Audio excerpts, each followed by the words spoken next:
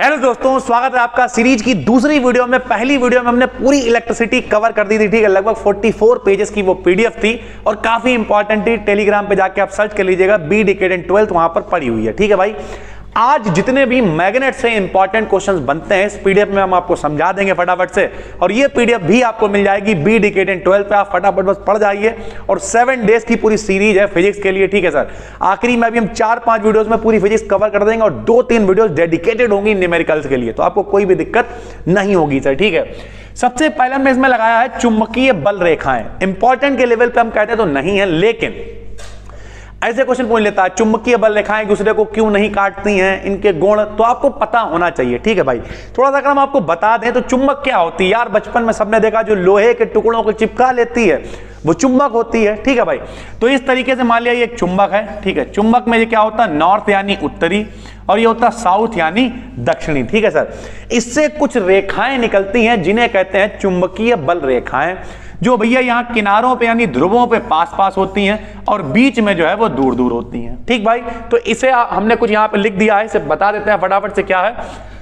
ये एक प्रकार की काल्पनिक रेखाएं होती हैं जो चुंबक के चुंबकत्व का प्रदर्शन करती रहती हैं, ठीक। मान लिया यहाँ पे कोई चुंबक है, यहाँ कील आके चिपकी, तो कैसे चिपकी है, कुछ रेखाएं होंगी, ठीक, जो निकली होंगी, इन्हें चिपकाया होगा सर, ठीक है। ये हमेशा कहां चलती हैं, नॉर्थ से साउथ की तरफ चलती हैं, यानी उत्तरी से दक्षिणी की तरफ चलती हैं। हमेशा बंद वक्र बनाती हैं। दो चुंबकीय बल रेखाएं कभी भी एक दूसरे को नहीं काटती हैं, क्योंकि काटेंगी तो डायरेक्शन 2 हो जाएंगी। कैसे समझाते हैं आपको। मान लिया ये रेखा चल रही है सर, ठीक है, ये रेखाएं चल रही हैं, ये रेखाएं चल रही हैं। अगर बाई चांस कहीं पे दो रेखाएं एक दूसरे को काट देती हैं, जैसे ही काटेंगी तो देखिए एक डायरेक्शन ये हो गई, एक डायरेक्शन ये हो गई, काट नहीं सकती, क्योंकि चुंबकीय क्षेत्र एक मेरे भाई सदिश राशि है और सदिश राशि में एक ही दिशा होती है, यानी कभी भी नहीं काटती। क्यों? क्योंकि काटेंगी तो चुंबकीय क्षेत्र की 2 दिशाएं हो जाएंगी और ऐसा नहीं हो सकता है, क्योंकि चुंबकीय क्षेत्र एक सदिश राशि है, ठीक। तो ये काफी इंपॉर्टेंट है, इतना ही बस पूछा जाता है, इस वजह से ही हमने चुंबकीय बल रेखाओं को इसमें लगवाया है। बाकी ध्रुवों पे ये पास पास होती हैं, बीच में दूर दूर होती हैं, आप देख लेंगे, ठीक। अगला इसमें चुंबकीय क्षेत्र के कारण धारावाही चालक पर लगने वाला बल, इसे हम लोग कहते हैं लॉरेंस बल। आपने 10th में भी पढ़ा है। फॉर्मूला होता है F बराबर QBB sin थीटा, ठीक भाई। यहां लिखा हुआ भी है लॉरेंस बल। F माने बल होता है, Q माने आवेश होता है, B माने वेग यानी वेलोसिटी होती है, V मतलब जो V माने जो है वो वेलोसिटी, और B माने क्या है, चुंबकीय क्षेत्र है। अगर थीटा की वैल्यू 90 हो तो साइन 90 की वैल्यू 1 होती है, तो F बराबर QBB यानी F बराबर QBB sin थीटा लॉरेंस बल है। ये आपको पता होना चाहिए। लॉरेंस बल का फॉर्मूला क्या है, F बराबर QBB sin थीटा, ठीक है भाई। उसके बाद 2 यहां पे नियम लगे हुए हैं। फ्लेमिंग के बाएं हाथ का नियम बिल्कुल आसान है। ये अपना बायां, जिससे दाल चावल खाते हैं वो दायां होता है, जो बचा हुआ है वो बायां होता है। कोई एक्सेप्शन है तो अपना समझिए वो, ठीक। ये है भैया बायां हाथ, इसे ऐसे करके फैलाएंगे। ये अंगूठा है और पास वाली दोनों उंगलियां हैं, ऐसे कहेंगे FBI, FBI। F माने बल, F माने बल, B माने चुंबकीय क्षेत्र और I माने धारा। यदि हम अपने बाएं हाथ के अंगूठे और उसके पास वाली दोनों उंगलियों को इस प्रकार फैलाएं कि तीनों एक दूसरे से 90 के कोण पर रहें, तो अंगूठा F यानी बल की दिशा, पहली उंगली FB यानी चुंबकीय क्षेत्र को, और बीच वाली उंगली धारा की दिशा को प्रदर्शित करेगी। यही यहां पे बना हुआ, देखिए FBI, ठीक है। उसके बाद है दाएं हाथ की हथेली का नियम। ये दायां हाथ है, ये हथेली ऐसे करेंगे FBI। F क्या, हथेली दिखाएगी F, उंगलियां दिखाएंगी B यानी चुंबकीय क्षेत्र, और अंगूठा दिखाएगा I। FBI, FBI, बस इतना सा है, आप पढ़ लेंगे सर, ठीक है। फिर एक समान चुंबकीय, जो लोग लगातार इस चैनल को फॉलो कर रहे हैं, पहले भी कई हमने इसमें सेपरेट टॉपिक बनाए हैं, तो वो प्लेलिस्ट आप चाहें तो अलग अलग भी चीजों को देख सकते हैं। एक समान चुंबकीय क्षेत्र में आवेशित कण की गति बहुत आसान है। जब कभी भी कोई आवेशित कण चुंबकीय क्षेत्र में गति करता है तो वो वृत्ताकार पथ पे घूमने लगता है। वृत्ताकार का मतलब होता है वृत्तीय पथ पर। आपने 11th में पढ़ा है, जब कभी वृत्ताकार पथ पे गति होती है तो वहां पर अभिकेंद्र बल लगता है। लॉरेंस बल का फॉर्मूला अभी हमने आपको ऊपर बताया, F बराबर QBB होता है। समीकरण 1 मान ली। और अभिकेंद्र बल नहीं पता, अगर 11th में आपने नहीं पढ़ा था तो हम बता दे रहे हैं, अभिकेंद्र बल का फॉर्मूला होता है F बराबर mb स्क्वायर अपान r, ये भी F का मान है, ये भी F का मान है, दोनों को बराबर कर देंगे तो QBB बराबर mb स्क्वायर अपान r आ गया, एक v से एक v उड़ा दिया हमने, r बराबर mb बटे QB आ गया। ये क्या आ गई? त्रिज्या आ गई। कोई कह दे समय बताओ, चाल बराबर फार्मूला होता है दूरी बटे समय, वृत्त की परिधि ही उसकी दूरी होती है जब वो पूरा चक्कर लगाएगा, परिधि होती है 2 पाई r, बटे में चाल लिख दिया, समय बराबर दूरी बटे चाल, r का मान यहां पे रख देंगे। साइक्लोट्रॉन में भी हम लोगों ने यही किया था, कैंसिल हो गया तो t की वैल्यू आ गई 2 पाई m अपान QB। आवृत्ति हमेशा आवर्त काल की उल्टी होती है, समय की उल्टी आवृत्ति होती है, तो 1 बटा t का मान यहां रख दिया, यानी n का मान आ गया QB अपान 2 पाई m। ठीक है भाई। फिर है बायो सेवर्ट का नियम, हमने आपको बताया था बिल्कुल आसान होता है, उसमें कोई बहुत ज्यादा दिमाग नहीं लगाना है, सिर्फ और सिर्फ इसका फार्मूला याद कर लेना भैया। बायो सेवर्ट के नियम का फार्मूला क्या होता है बताओ?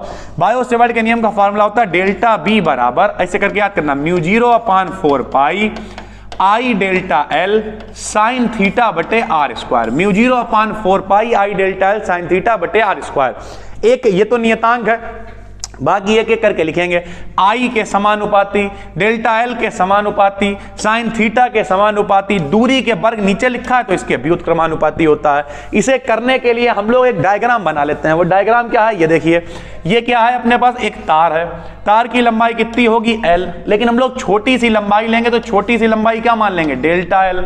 इससे आर दूरी पर एक बिंदु क्या मान लिया? पी, जिसपे चुंबकीय क्षेत्र छोटी सी लंबाई ली है तो छोटा सा चुंबकीय क्षेत्र क्या होगा? Delta B. और ये कोण मान लिया हमने थीटा और धारा बह रही है आई। बात खत्म हो गई। ये लो, सबसे पहले डेल्टा बी का मान आई के समानुपाती, एल के समानुपाती, साइन थीटा के समानुपाती, बीच की दूरी के वर्ग के व्युत्क्रमानुपाती, सबको मिला दिया, समानुपाती हटाया, नियतांक लगाया म्यू0 अपान 4 पाई, जहां ये एक नियतांक है, इसका मान होता है 10 की घात माइनस के साथ। इसे जैसे हम लोग उसमें कहते थे एप्सिलॉन 0, कहते थे 1 अपान 4 पाई एप्सिलॉन 0, उसे कहते थे विद्युतशीलता, इसे कहेंगे चुंबकशीलता। बात खत्म हो गई, इतना सा है, ठीक है। उसके बाद निर्वात की चुंबकशीलता और विद्युतशीलता में संबंध बहुत पूछा जाता है, बिल्कुल आसान है।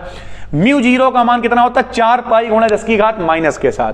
1 अपान 4 पाई एप्सिलॉन 0 का मान कितना होता है? 9 गुणे 10 की घात 9। ठीक है भाई, यहां से एप्सिलॉन 0 का मान निकाल लिया, दोनों की हमने गुणा कर दी, जो कटना था वो कट गया। कटने के बाद ये भैया पूरी वैल्यू नीचे चल रही है ना, तो इसका मान रख दिया 3 गुणे 10 की घात 8 का स्क्वायर। ठीक है, और 3 गुणे 10 की घात 8 होता है प्रकाश की चाल, इसकी जगह पे लिख दिया c, स्क्वायर हटा के रूट लगा दिया, यानी c बराबर होता है 1 upon under root mu naught into epsilon 0। सरल भाषा में बताएं, म्यू0 क्या है? चुंबकशीलता है, एप्सिलॉन 0 क्या है? विद्युतशीलता है। दोनों के मान रख दिए, दोनों की क्या करी? गुणा, और बस हल करके निकाल दिया। c जो है वो प्रकाश की चाल है, काफी इंपॉर्टेंट है। उसके चुंबकीय क्षेत्र के मात्रक क्या होते हैं? कुछ मात्रक हैं जो आपको पता होने चाहिए। न्यूटन प्रति एम्पियर मीटर होता है, किलोग्राम प्रति एम्पियर सेकंड स्क्वायर होता है, टेस्ला होता है, गॉस होता है, वेबर प्रति मीटर स्क्वायर होता है, सदिश राशि और चुंबकीय क्षेत्र की यह बीमा होती है। ठीक है, उसके बाद पूरी मैग्नेट की हम एक बार वीडियो बना चुके हैं, लेकिन अब ये सिलेक्टेड चीजें हैं सर। ठीक है, तो धारावाही तारों के एम्पियर की परिभाषा मोस्ट वांटेड 5 नंबर में आता है, इसे आप नहीं छोड़ सकते हो किसी भी कीमत पे। आसान है, चित्र दोनों एक ही हैं ये। ठीक है, बस ये एक बार क्या है, देखिए दोनों में धारा सेम डायरेक्शन में है, एक बार अलग अलग डायरेक्शन में है। तो होगा क्या यार, अगर मान लिया दोनों दोस्त हैं जो, अगर पहले वाले को कोई समस्या होगी तो दूसरे को फील होगी वो। ठीक भाई, उसी तरीके से होता क्या, पहले वाले में चुंबकीय क्षेत्र उत्पन्न होता है जिसे दूसरा वाला फील करता है। देखो कैसे, ये पहले में चुंबकीय क्षेत्र उत्पन्न हुआ, V1 बराबर म्यू0 अपान 2 पाई I1 बटे R। ये सीधे तार के लिए फार्मूला होता है, ये हमने जब मैग्नेट पढ़ाई थी तो आपको कराया था। ठीक है भाई, लंबे सीधे तार के लिए ये होता है, ये पहले वाले के लिए है। तो इसे फील कौन करेगा? दूसरा वाला। तो दूसरा वाला फील कर रहा है F बराबर बिल साइन थीटा, B की जगह पे B1 रख दिया। क्यों? क्योंकि ये पहले वाले का चुंबकीय क्षेत्र है। फील कौन कर रहा है? दूसरा वाला। तो दूसरा यहां चाहो तो F2 लिख सकते हो आप। ठीक, फिलहाल हमने केवल F लिख दिया। दूसरा वाला फील कर रहा तो I की जगह I2 लिख दिया, लंबाई दोनों की सेम है, फार्मूला लिख दिया। ये उठा के मान यहां रख देते थे, साइन थीटा का मान बंद कर देते थे, I1 I2 को I मान लेते थे। ठीक है सर, और L और R को आखिरी में बन बना के हटा देते थे। जब हल कर लेते थे तो ये आता था F बराबर 2 गुणे 10 की घात माइनस के साथ I स्क्वायर। तो अगर F का मान भी इतना हो जाए, 2 गुणे 10 की घात माइनस के साथ यहां पर रख दें तो क्या होगा बताओ? चलो रख के दिखा दे रहा हम आपको। अगर हम यहां पर क्या करें, रख दें 2 गुणे 10 की घात माइनस के साथ रख दें F की जगह, तो ये कैंसिल हो जाएंगे।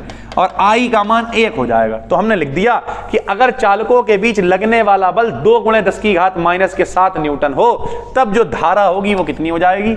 1 एम्पियर हो जाएगी। ये बहुत इंपॉर्टेंट, इसे आप छोड़ नहीं सकते हैं। ये सारी चीजें हम अलग अलग भी बना चुके हैं, तो अगर आपको दिक्कत है तो आप प्लेलिस्ट में जाइएगा, हर टॉपिक आप अलग अलग देख सकते हैं। फिलहाल हम इसकी प्लेलिस्ट डालेंगे टेलीग्राम पे, आप फटाफट से देख डालिएगा। वृत्ताकार धारावाही लूप के लिए बिल्कुल आसान होता है, बायो सेवर्ट का नियम यहां लिख लेते हैं, ठीक है। उसके बाद भाई लंबाई, जब तक तार है तब तक लंबाई है, अगर उसे मोड़ के लूप बना दोगे तो लंबाई काहे में कन्वर्ट हो जाएगी? लंबाई कन्वर्ट हो जाएगी परिधि में। तो यहां डेल्टा एल की जगह 2πa इसकी परिधि रख दी, जो कैंसिल होना था वो कैंसिल हो गया। अगर मान लिया एक बार लपेटा है तो नॉर्मल है, अगर 10 बार लपेट तो 10 से गुणा। कुंडली में अगर n फेरे होंगे तो n से गुणा कर देते हैं, यानी डेल्टा बी बराबर μ0 n से गुणा कर दी I sin थीटा बटे 2a। चाहो तो sin थीटा का मान आप 1 रख दो, खेल खत्म, कोई दिक्कत नहीं है। चाहो तो ऐसे ही छोड़ सकते हो, ठीक भाई। उसके बाद एक और है पृथ्वी के चुंबकत्व के अवयव या भू चुंबकत्व के अवयव, बहुत पेपर में पूछे जाते हैं। तो 2 होते हैं, एक होता है दिक्पात कोण और एक होता है नति या नमन कोण। बहुत आसान है, एक होता है भौगोलिक याम्योत्तर, एक होता है चुंबकीय याम्योत्तर। दोनों के बीच जो कोण बनता है उसे हम लोग कहते हैं दिक्पात कोण। ये लिखा हुआ, दोनों के बीच बनने वाले कोण को दिक्पात कोण कहते हैं, पढ़ लेंगे आप। उसके बाद नति या नमन कोण क्या होता है? ये चुंबकीय सुई है, इसे फ्रीली अगर हम लोग लटका दें तो ये जितना कोण बना रही होती है उसे नमन कोण कहते हैं या फिर नति कोण कहते हैं। विद्युत चुंबकीय स्पेक्ट्रम है, हमेशा याद रखिए जब भी कभी स्पेक्ट्रम शब्द आता है, स्पेक्ट्रम का मतलब होता है ग्रुप, समूह, ठीक है। वो किसी भी चीज का स्पेक्ट्रम हो सकता है, जैसे आपने 10th में पढ़ा था विबग्योर, बैजानी हप्पी नाला, ठीक है। उसमें कई सारे 7 रंग हुआ करते थे, तो वो भी अपने आप में एक स्पेक्ट्रम था। तो स्पेक्ट्रम का मतलब होता है ग्रुप यानी समूह, ठीक भाई।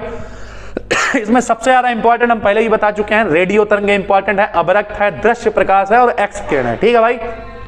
इनकी आवृत्ति कितनी होती है, इनके उपयोग क्या हैं, इनकी तरंग दैर्घ्य क्या होती है, सब यहां पर 1 to 1 लिखी हुई है, इन्हें आपको पढ़ना है भाई, ठीक है। उसके बाद LR परिपथ, LC परिपथ और LCR परिपथ, 3 यहां पे परिपथ हैं जो काफी अच्छे हैं, आपको पढ़ लेने हैं। देखिए भाई, L का मतलब क्या होता है? जब ऐसे करके घूमी हुई कुंडली होती है तो वो L होती है। जब ऐसे करके बना होता है इंतजाम उसे R कहते हैं। दोनों मिला दिए तो ये LR परिपथ हो गया। यहाँ पे जो निशान है, जब प्रत्यावर्ती धारा यानी घरों में जो लाइट आती है उसका निशान, यहाँ से कनेक्शन चल रहा है, ठीक है। LR परिपथ में ये देखो, ये लिखा हुआ क्या है? BL यहाँ है, BR यहाँ है, बीच में जो यहाँ पे हम थोड़ा सा आपको बना के दिखाते हैं वरना आप कंफ्यूज हो जाओगे। लीजिए सर, यहाँ देखिए, ये देखिए, ये क्या है? ये है BL और ये क्या है? BR और I भी इधर है। देखिए हमेशा जो R वाला वोल्टेज होता है प्रतिरोध वाला, वो धारा के संग में रहता है और BL वाला इससे 90 डिग्री के फर्क पर रहता है। तो यहाँ पे 2 वोल्टेज हैं, एक BL यानी इसका वाला वोल्टेज है, एक BR यानी इसका वोल्टेज है। तो अगर हमें परिणामी वोल्टेज चाहिए होता है तो हम बीच में ऐसे करके लाइन खींच देते हैं, इसे लिख देते हैं V और ये परिणामी वोल्टेज है। अगर हम यहाँ से लंब डाल देंगे तो ये परिणामी वाला कर्ण हो गया, नीचे वाला BR आधार हो गया और ये इधर कौन है? BL, तो ये भी BL होगा, ये क्या हो गया? लंब हो गया। पाइथागोरस थ्योरम आपने पढ़ रखी है, कर्ण स्क्वायर बराबर क्या होता है? देखिए B स्क्वायर बराबर BR square plus BL square, BR बराबर IR, BL बराबर IXL। इसे हल कर लेते हैं, Z निकल के आता है, Z को कहते हैं प्रतिबाधा, B/I को यहाँ Z बना देते हैं। आपने ओम के नियम में B/I को R बनाया है, उसे प्रतिरोध कहते हैं, लेकिन प्रत्यावर्ती धारा में B/I को इंपीडेंस कहते हैं, यानी क्या? प्रतिबाधा कहते हैं। तो Z से लिखते हैं Z बराबर √R square plus XL square, ठीक है भाई। चाहो तो आप दोनों को भाग दे सकते हो। tan phi बराबर tan थीटा बराबर क्या होता है? लो यहाँ देखो, ये भैया त्रिभुज अपना, ठीक है। tan थीटा बराबर क्या होता है? लंब बटे आधार। तो लंब कितना है? BL है, आधार कितना है? BR है। तो इससे आप क्या कर सकते हो? tan phi का मान निकाल सकते हो, BL/BR, BL का मान IXL, BR का मान IR। इस तरीके से phi निकलेगा, phi कहलाएगा कलांतर, ठीक है भाई। उसके बाद LC परिपथ है, इसमें कौन है? देखो L है और C है, तो R नहीं है आपकी, कौन है? L और C है। तो भैया अगर R होता तो वो धारा के संग में चलता, R होता तो वो यहां चलता, लेकिन R नहीं है, तो L वाला 90 डिग्री आगे चलेगा, ये देखो L वाला I से आगे चलेगा और BC वाला 90 डिग्री पीछे चलेगा, ठीक भाई। तो अगर इन दोनों का परिणाम, एक ऊपर खींच रहा है, एक नीचे खींच रहा है, BL मान लिया ज्यादा और BC कम है, तो परिणामी कितना होगा? एक में से दूसरे को घटा देंगे। तो अब हमें मालूम नहीं है कि कौन ज्यादा है, BL या BC, तो हम घटाने का नहीं, डिफरेंस का निशान लगाते हैं। डिफरेंस का मतलब होता है कि जो ज्यादा होगा उसमें से कम घटा लो। यार हम किसी चीज को अपनी तरफ खींच रहे हैं 10 न्यूटन से, आप खींच रहे हो अपनी तरफ 10 न्यूटन से, तो वो जाएगी उधर जो तेज खींच रहा होगा। अब हमें मालूम ही नहीं कौन तेज खींच रहा है, तो हम लगा देंगे हम डिफरेंस आप, ठीक है। अब जो ज्यादा खींच रहा होगा उसमें से, मान लिया आप खींच रहे हो तो आप में से हमको घटा देंगे, हम खींच रहे हो तो हम में से आपको घटा देंगे, इसे कहते हैं डिफरेंस का निशान, ठीक है भाई। तो इस तरीके से हम लोग क्या करेंगे, बी का मान रख देंगे बीएल डिफरेंस बीसी, बीएल का मान रख दिया आई एक्सएल आई एक्ससी, आई कॉमन लेके नीचे आया, जेड बराबर आ गया एक्सएल डिफरेंस एक्ससी, ठीक। अगर दोनों एक्सएल और एक्ससी बराबर हो जाए, हम और आप बराबर खींच रहे हैं तो कहीं कुछ नहीं जाएगा, फिर दोनों बराबर है तो कैंसिल हो गए, बराबर में से बराबर घटाओगे 0 आएगा ना, तो जेड की वैल्यू 0 हो जाएगी। तो अगर एक्सएल एक्ससी बराबर है, एक्सएल का मान होता ओमेगा इंटू एल, एक्ससी का मान 1 अपॉन ओमेगा इंटू सी, ओमेगा एक साइड लिया, ओमेगा बराबर होता 2 पाई एफ, यहां रख दिया, स्क्वायर हटाया रूट लगाया तो आ गया एफ बराबर 1 upon 2 pi under root L C. इसे कहते हैं अनुनादी आवृत्ति, ये मोस्ट इंपॉर्टेंट है। जब एक्सएल और एक्ससी का मान बराबर होता है तब हम लोग उसे कहते हैं अनुनादी आवृत्ति। ये एलसीआर आप देख लीजिएगा, एलसीआर में तीनों होते हैं, देखो आई के संग में बीआर चल रहा है, नीचे बीसी चल रहा है, ऊपर बीएल चल रहा है, बीएल और बीसी मिलके एक हो जाएंगे, बीएल डिफरेंस बीसी, और यहां चल रहा बीआर, तो यहां पे क्या होगा, परिणामी कैसे निकालोगे, ये लो भैया शॉर्ट में बहुत, ये अगर अलग अलग वीडियो देखनी है आप प्लेलिस्ट से देखिए, यहां पर एक क्विक रिवीजन हो रहा है सर, ठीक है। तो ये क्या है बताओ, बीआर है, और ये ऊपर कौन है, बीएल है, नीचे बीसी था, दोनों मिलके क्या बन गया, बीएल डिफरेंस बीसी, तो एक ये हो गया एक ये हो गया, परिणामी फिर वैसे ही बी बना दिया। फिर पाइथागोरस थ्योरम लगाएंगे, क्या है, बी स्क्वायर बराबर लंब कौन है, बीएल डिफरेंस बीसी का स्क्वायर प्लस बीआर का स्क्वायर, सारे मान यहां रख दिए, बीएल बराबर आई एक्सएल, बीसी बराबर आई एक्ससी, बीआर बराबर आई आर, सारा कॉमन लेके हटा दिया, जेड बराबर ये वैल्यू निकल के आएगी, और जेड को ही हम लोग कहते हैं प्रतिबाधा। फिर से 10 फाई निकाल सकते हैं, लंब बटे आधार रख दीजिए, आप हल कर दीजिए, ठीक है भाई। फैराडे के 2 नियम होते हैं। पहला नियम यहां पे थोड़ा सा उल्टा लिख गया, हमने नीचे लिख भी दिया था सर, ये देखिए पहला नियम ये है ये लिखा हुआ लेंज का नियम, ठीक है। पहला नियम यहां पे देखिए लिखा हुआ, तो पहला नियम क्या है, जब किसी परिपथ के चुंबकीय फ्लक्स में परिवर्तन किया जाता है तो उसमें धारा प्रवाहित होने लगती है, इसे प्रेरित धारा कहते हैं। यह धारा तब तक प्रवाहित होती रहती है जब तक फ्लक्स में परिवर्तन हो जाता है, मतलब जब तक फ्लक्स में परिवर्तन होता रहता है, ठीक है। क्या होता है जरा यहां पे देखिए, इतना आसान है, याद रखिए ये पहला ही नियम है, ये बच्चे ने थोड़ा सा मिक्स कर दिया था, कोई दिक्कत नहीं, भी हम समझाते हैं। बताओ ई माने होता है विद्युत वाहक बल, इलेक्ट्रोमोटिव फोर्स, ठीक भाई। फाई माने होता है फ्लक्स, फाई माने क्या होता है, फ्लक्स। डेल्टा माने परिवर्तन, बटे में समय होता है तो उसे दर कहते हैं, माइनस को हम लोग ऋणात्मक कहते हैं, क्या कहते हैं, ऋणात्मक। तो बोलिए चुंबकीय फ्लक्स परिवर्तन की ऋणात्मक दर विद्युत वाहक बल के बराबर होती है, ठीक। ये होता है पहला नियम। दूसरा नियम क्या होता है, दूसरे नियम को कहते हैं लेंज का नियम। फ्लक्स में यहाँ पे देखिए इस तरीके से आप लिखेंगे, ये देखिए क्या लिखा हुआ है, परिवर्तन किया जाता है तब उसमें धारा प्रवाहित होने लगती है, जिसे प्रेरित धारा कहते हैं। इसके आगे आप एक लाइन बढ़ा लीजिएगा, इस धारा की दिशा सदैव ऐसी होती है कि वह जिस कारण से उत्पन्न होती है उसी का विरोध करती है। इस दूसरे नियम को हम लोग लेंज का नियम भी कहते हैं। देखिए यहाँ पे एरो लगा हुआ है, थोड़ा सा यहाँ पे बच्चे ने जब लिखा था तो उसका गड़बड़ हो गया था, तो कोई दिक्कत नहीं, हम यहां सही कर दे रहे हैं। ये कौन सा नियम है, द्वितीय नियम है या लेंज का नियम है, कौन सा है भाई, लेंज का नियम है, ठीक है। द्वितीय नियम है या लेंज का नियम, और ये है भाई पहला नियम, प्रथम नियम, ठीक है। कोई दिक्कत भाई, ठीक है। तो बस इसमें आपको क्या करना बताइए, जिसे प्रेरित धारा कहते हैं, इस धारा की दिशा सदैव ऐसी होती है कि वह जिससे उत्पन्न होती है उसी का विरोध करती है। यह है दूसरा नियम, जिसे लेंज का नियम भी कहते हैं। ये पहले नियम को कहते हैं न्यूमैन का नियम। कौन सा नियम, न्यूमैन का नियम, ठीक है भाई। उसके बाद चलते हैं ऊपर, साइक्लोट्रॉन आपको बता चुके हैं, बिल्कुल आसान सा है, ठीक है। साइक्लोट्रॉन का काम क्या होता है, साइकिल में घुमाना चीजों को, ठीक है। मान लिया इलेक्ट्रॉन है, प्रोटॉन है, इस तरीके की चीज, सॉरी इलेक्ट्रॉन नहीं घूम सकता, सिर्फ पॉजिटिव चीजें घूमती हैं इसमें, ठीक है भाई। तो यहाँ पे देखिए, यहाँ पे सोर्स होगा, इसमें क्या प्रत्यावर्ती धारा जोड़ते हैं, एक डी के आकार का है तो इसे एक डी कहेंगे, लेकिन 2 है तो इसे डीज कहेंगे, क्या कहेंगे, डीज। अब क्या होता है, इसमें 2 होते हैं, एक चुंबकीय क्षेत्र होता है, एक विद्युत क्षेत्र होता है, दोनों इसे मिलके घुमाते हैं वृत्ताकार पथ पे, ये घूमता जाता है, घूमता, यहाँ पे एक प्लेट लगी होती है, इसे विवर्तक प्लेट कहते हैं। विवर्तक प्लेट से टकरा के लक्ष्य पे चला जाता है। ये बिल्कुल वैसा ही है, बचपन में हम लोग लंगड़ बांध के इसे घुमाते हैं और फिर छोड़ते हैं तो टूट के बहुत दूर गिरता जाके, बिल्कुल उसी तरीके से, ठीक है भाई। तो पूरा फिलहाल हम बता चुके हैं, 2 बार ये पेपर में आया है। जितने भी धन आवेशित कण होते हैं पॉजिटिव वाले, उन्हें ऊर्जा देने के लिए, उनकी स्पीड को बढ़ाने के लिए इसका इस्तेमाल किया जाता है, ठीक है भाई। पूरा आप इसे पढ़ लेंगे, बिल्कुल वैसे जैसा अभी हमने ऊपर प्रूफ किया था, नहीं, F बराबर mb अभिकेंद्र बल, लॉरेंस बल, मिला दिया, हल कर दिया, T और N का मान सेम है। साइक्लोट्रॉन की सीमाएं भी। एम्पियर का परिपथीय नियम क्या होता है, एम्पियर का परिपथीय नियम भी बिल्कुल आसान है। क्या होता है, लो देखो भाई, ये देखिए यहाँ पे क्या, ये है B, क्या है, ये B है, देखना भाई, ये है बी, ठीक है भाई, बी मतलब चुंबकीय क्षेत्र, यहाँ है डीएल, डीएल मतलब लंबाई है यानी रेखीय। जब ऐसे करेंगे तो क्या कहते हैं इसे समाकलन, और अगर यहाँ पे ऐसे बना दे तो ये कहते हैं बंद पृष्ठ का समाकलन।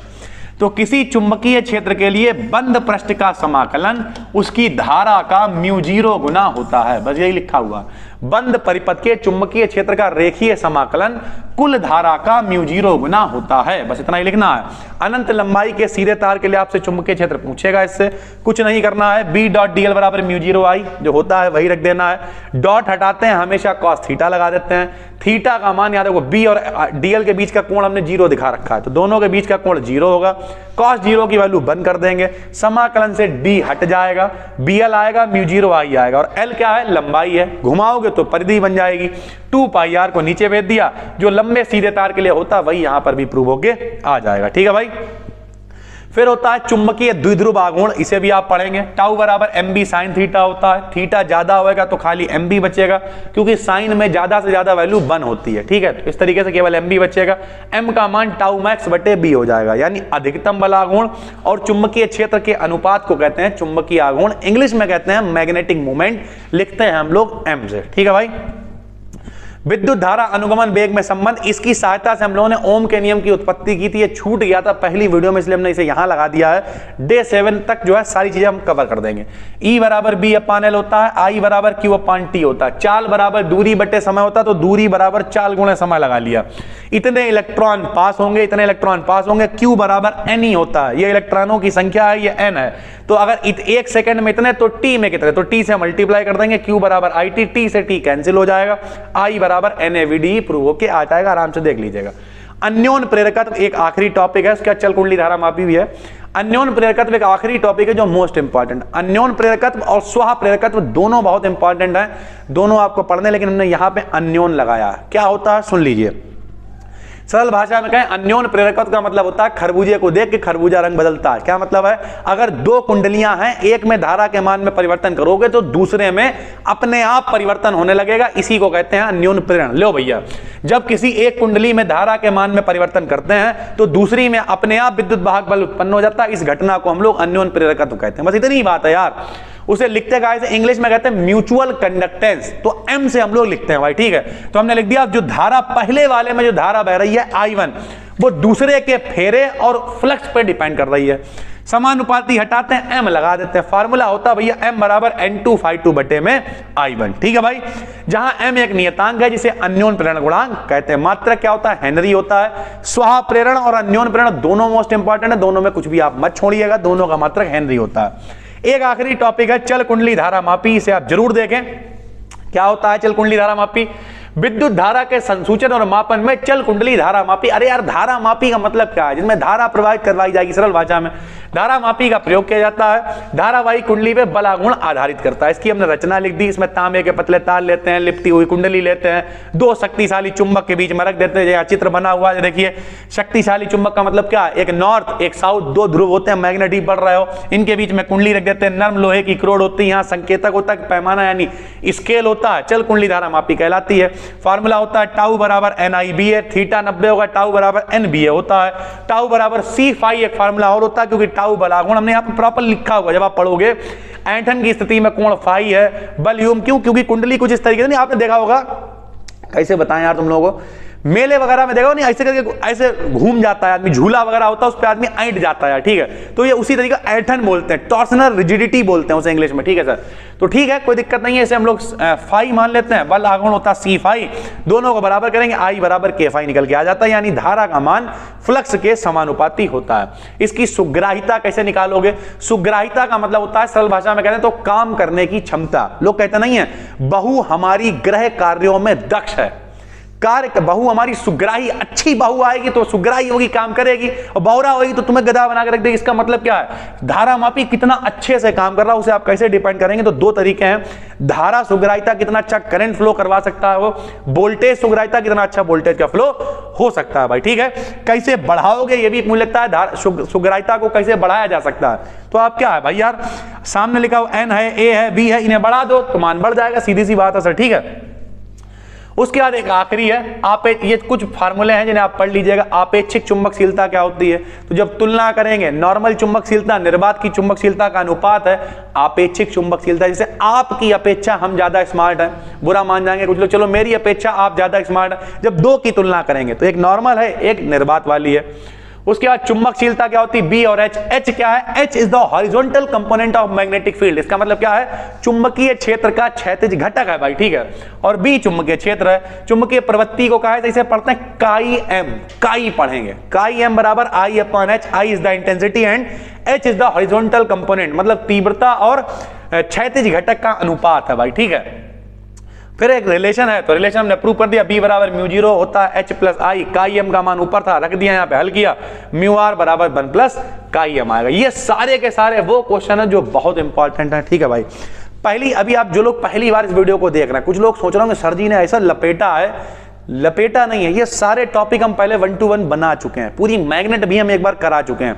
लेकिन ये जो 7 डेज की सीरीज जनवरी के अंदर चल रही है, ये स्पेशल सीरीज है। इसमें सिर्फ और सिर्फ 7 वीडियोस फिजिक्स की, 7 केमिस्ट्री की और इंग्लिश की पूरी 15 डेज की सीरीज आ रही है। बायोलॉजी आ रही है बी डिकेडेंट 12th पे, ठीक है भाई।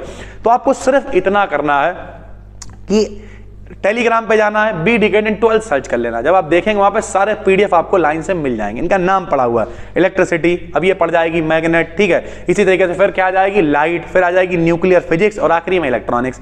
5 दिन में ये खेल खत्म। उसके बाद 2 दिन दे देंगे, 2 से 3 दिन दे देंगे डेडिकेटेड न्यूमेरिकल्स के लिए। जनवरी खत्म होने तक आपकी फिजिक्स विद न्यूमेरिकल खत्म। उसी तरीके से केमिस्ट्री भी, बायोलॉजी आपके लिए आ रही है, इंग्लिश आपके लिए आ रही है, हिंदी की 1-2 वीडियो बना देंगे, लिखने का तरीका बता देंगे, बात खत्म हो गई। यानी 15-20 दिनों के अंदर आप बहुत अच्छे से पेपर करके आ सकते हो। उसके अलावा जो बहुत अच्छे बच्चे हैं वो अनसॉल्व्ड पेपर जरूर खरीदे। अनसॉल्व्ड समझते हो आप क्या होता है यार? अनसॉल्व्ड का मतलब अगर हम सरल भाषा में कह दें तो जो पिछले साल के पेपर होते हैं वो दिए होते हैं उनमें, ठीक है।